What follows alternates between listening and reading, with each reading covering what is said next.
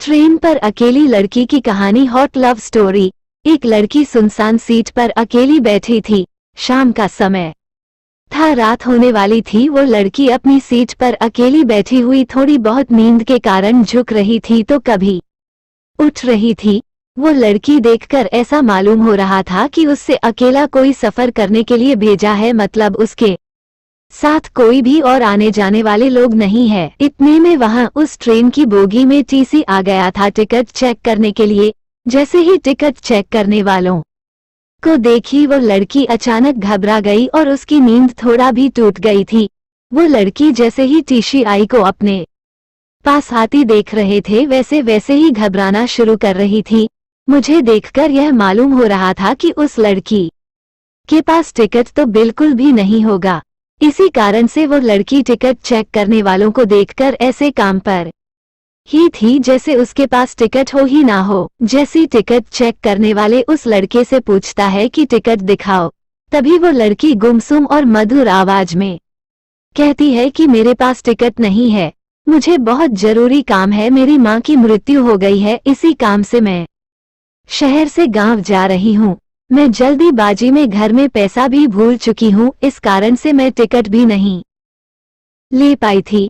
सुबह ticket check करने वाले कहते हैं कि अगर आपने टिकट नहीं लिए तो आपको 300 रुपये फाइन देना होगा। ये देखकर लड़की के होश उड़ गए और उसकी आंखों से आंसू बहने जैसे लग रहे थे।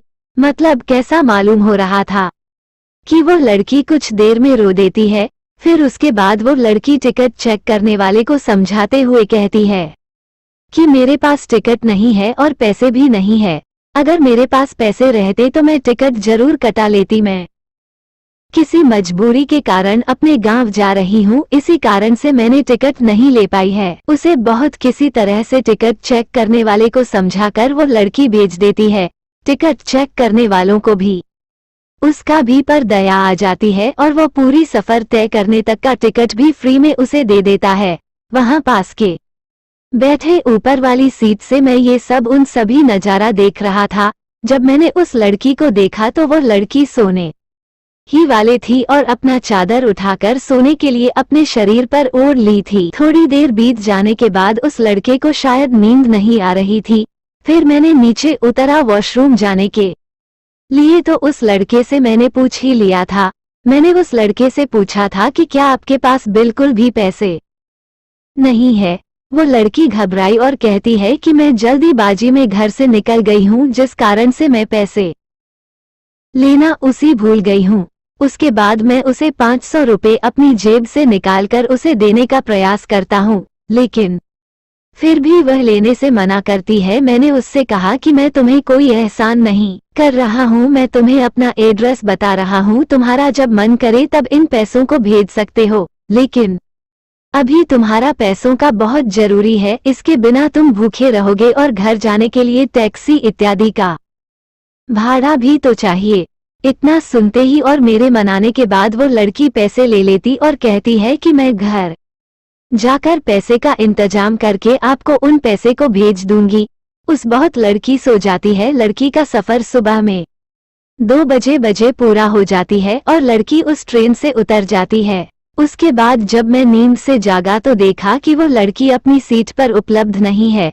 फिर मैंने उस लड़की को ज्यादा याद नहीं किया और अपने काम से काम रखा और मैं सो गया था। घर पहुंचकर उस दिन बीत जाने के बाद करीब 1 साल बीत जाने के बाद मैंने जिस पते पर पैसे भेजने के लिए एड्रेस दिया था उस पर एक चिट्ठी आती है। वो चिट्ठी उसी लड़के के द्वारा भेजी गई थी, जिसमें लड़की चिट्ठी में लिखती है कि मेरी प्यारी हमसफर और मेरे अजनबी हमसफर, आपके ही कारण मेरा सफर सुहाना हुआ था। अब मैं आपका कर्ज उतारना चाहती हूँ, लेकिन पैसे भेजकर मैं आपका कर्ज नहीं उतार सकती हैं। ऐसे में मेरी ख्वाहिश है कि मैं आपसे एक बार मिलकर आपका शुक्रिया अदा करूं। साथ ही साथ उसे चिट्ठी पर नीचे मिलने के जगह के बारे में तथा समय के बारे में भी बताया गया था। यह देख मुझे रहा नहीं गया था। मैं उस दिन का इंतजार करने लगाता हूँ जिस दिन यह वक्त आएगा और मैं उस अजनबी लड़की से मिल पाऊंगा। आपको बता दें कि वो अजनबी लड़की मुझसे मिलने के लिए इतना बेकार क्यों थी मुझे भी नहीं पता था, लेकिन जब से मैंने उनकी मदद की थी। मैं हमेशा सोचता रहता था कि कहीं वह लड़की भूल तो नहीं गई है, मेरा शुक्रिया अदा करना भी नहीं जानती है। उसके बाद मैं उसी दिन उसी समय पर इस समय की व्याख्या उसने अपनी चिट्ठी में की थी। जब मैं उस स्थान पर पहुंचा तो देखा कि वो लड़की पहले से उसी स्थान पर मौजूद है। जब मैंने उनसे पूछा कि आप बहुत पहले आ चुके थे क्या, तो वो लड़की कहती है कि मैं तो 1 घंटा पहले ही आ चुकी थी, मुझे लगा था कि तुम जरूर मेरे लिए आओगे। आगे लड़की कहती है कि जब से मैंने इन पैसों को लिया है, जब से मैंने आपको देखा है, मेरा दिल कहीं नहीं लगता है। मेरे जज्बात और मेरी जवानी हमेशा आपको ही याद करती रहती है, क्योंकि मैंने उस रात जब आप सो गए थे तो मैं आपके चेहरे की तरफ देखकर बहुत ज्यादा खुश हुआ करती थी। मैं आपसे अपने प्यार का इजहार करने के लिए आई हूँ। अगर आपको कोई आपत्ति नहीं है तो आप मेरा प्यार स्वीकार कर सकते हैं। मैं पूरी जिंदगी आपके साथ गुजारने के लिए तैयार हूँ। साथ ही साथ मैंने अपने माता पिता से आज्ञा लेकर आई हो के और आपके बारे में बताकर भी आई हूँ। फिर उसके बाद मैं भी खुश हो जाता है, लड़की को तुरंत ही गले लगा लेता हूँ। फिर हम दोनों की शादी जल्द ही करवाने का हमारे माता पिता तथा अभिभावक वादा करते हैं।